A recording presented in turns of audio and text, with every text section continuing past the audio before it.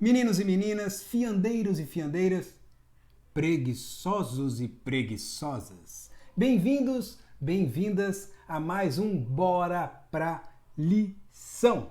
Hoje temos mais uma vez a hora da leitura e vamos conhecer outro conto tradicional. Relembrando, contos tradicionais são histórias populares da tradição oral. Ou seja, histórias que foram contadas de uma pessoa para outra, de um pai para um filho, do vô para o neto e assim por diante. Depois de muito tempo, várias dessas histórias foram registradas em livros e é o texto de uma delas que iremos conhecer hoje. O conto se chama A Fiandeira Preguiçosa e foi escrito pelos irmãos Grimm. Bem, você deve estar se perguntando: fiandeira? De novo? A nossa última história falava de uma moça fiandeira, ou seja, uma moça que trabalhava com fiar, que trabalhava na produção do fio do linho. Agora, nossa nova história se chama Fiandeira Preguiçosa. Será que teremos novamente a produção de fio? Será fio de linho? De seda, algodão, lã? Mas será que realmente haverá produção? Afinal, se a fiandeira é preguiçosa...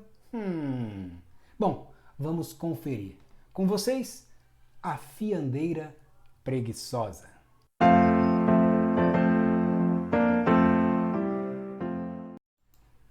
A Fiandeira Preguiçosa.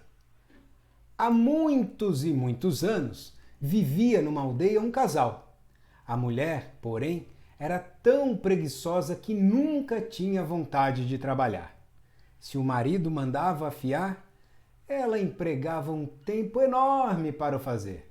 Não acabava nunca o trabalho e, se acaso punha-se a afiar, não dobrava o fio, deixando-o todo embaraçado. Certo dia, em que o marido a censurava por isso, retrucou-lhe, dizendo: "Como queres que dobre direito o fio se não tenho a dobadoura? Seria melhor que fosses arranjar um pau e me fizesses uma." Bom, antes de continuar, você sabe o que é uma dobadoura? Por que será que ela está reclamando? Dá uma conferida aqui, ó. Essa é uma imagem de uma dobadoura. Ela serve para ajudar na dobagem, que é a organização do fio no novelo, exatamente para ele não enrolar. Bora continuar então. "Se é só isto", disse o marido, "vou buscar um pau na floresta e faço uma." A mulher então receou que ele de fato encontrasse o pau e fizesse a dobadoura, o que a obrigaria a trabalhar. Pensou um pouco e logo teve uma boa ideia. Às escondidas, saiu atrás do marido na floresta e quando o viu trepado numa árvore a fim de cortar o pau apropriado, ela agachou-se atrás de uma moita que a ocultava toda e de lá gritou: "Quem corta pau para cardadeira morre! Quem com ela trabalha, nada tem, sempre corre!" Como assim cardadeira? O que é isso? Bom, ela quis assustar. Só para vocês entenderem, a cardadeira é a pessoa que carda. É uma das etapas do fiar. A cardadeira serve para pentear os fios. Tá legal? Vamos lá, seguindo. Ouvindo isto, o homem susteve a machadinha e ficou a pensar no que poderia significar. "Bem", disse depois, "que queres que seja? Foi um zumbido que passou pelo teu ouvido. É tolice assustar-se." Detalhe que aqui ele está falando sozinho, sabe? Aquelas pessoas que ficam conversando assim, você se assustou, e aí, vamos continuar, né, cara? Porque o que não falta nesse mundo é gente que fica falando assim, sozinho, sabe? E dialoga, sabe? Fica conversando como se realmente tivesse mais alguém no espaço onde eles estão, né? Tipo esse aqui assim, que no caso só tô eu aqui e eu tô falando sozinho. Seguindo. Voltou ao trabalho, mas quando ia cortar o pau, ouviu novamente a voz falando: "Quem corta pau para cardadeira morre! Quem com ela trabalha, nada tem, sempre corre!" Ele então ficou com medo realmente, pensando no que poderia ser aquilo. Todavia, criando coragem, pegou na machadinha, decidiu a continuar. E pela terceira vez, quando ia desferir o golpe, a voz tornou a gritar: "Quem corta pau para a cardadeira morre! Quem com ela trabalha, nada tem, sempre corre!" Isso foi o bastante para lhe tirar toda a vontade de continuar. Desceu rapidamente da árvore e, mais que depressa, voltou para casa. A mulher tomou por um atalho e, correndo o mais que podia, tratou de chegar em casa antes dele.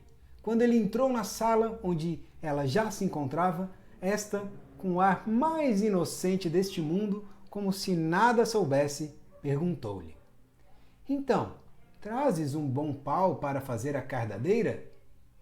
"Não", disse ele. "Pelo que vejo, acho melhor não pensar mais nisso."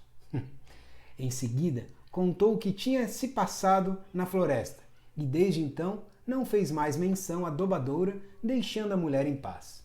Entretanto, não demorou muito e o marido começou a irritar-se com a desordem que reinava em casa. "Ô mulher!" resmungou ele. "É uma vergonha ver esse fio todo emaranhado na roca." Você sabe o que é uma roca? Antes de prosseguir, confira só uma imagem. Ela respondeu: "Sabes de uma coisa? Já que não consegues arranjar uma dobradora, vai postar-te lá em cima no sótão.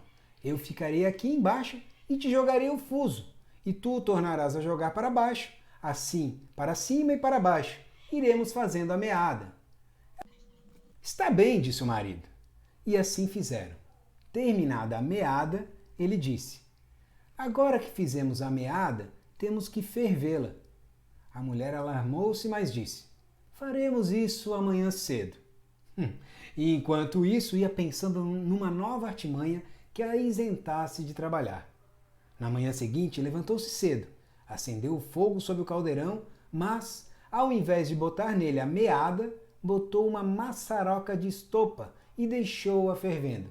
Em seguida, foi ter com o marido que ainda estava na cama e disse-lhe: "Eu preciso sair um pouco. Levanta-te e olha o fio que está a ferver no caldeirão. Vai depressa e presta bem atenção, pois se o galo cantar e tu não prestares atenção, o fio ficará feito estopa." Ah, mas ela já não tinha deixado uma estopa dentro do caldeirão? Bom, o homem tratou de levantar imediatamente, vestiu-se às pressas e foi para a cozinha.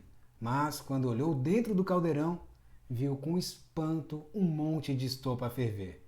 O coitado perdeu o fôlego, pensando que se havia descuidado e que lhe cabia a culpa por esse desastre. Então ficou bem caladinho e desde esse dia nunca mais falou em fio ou em fiar. Convenhamos, porém, que aquela mulher era deveras perversa.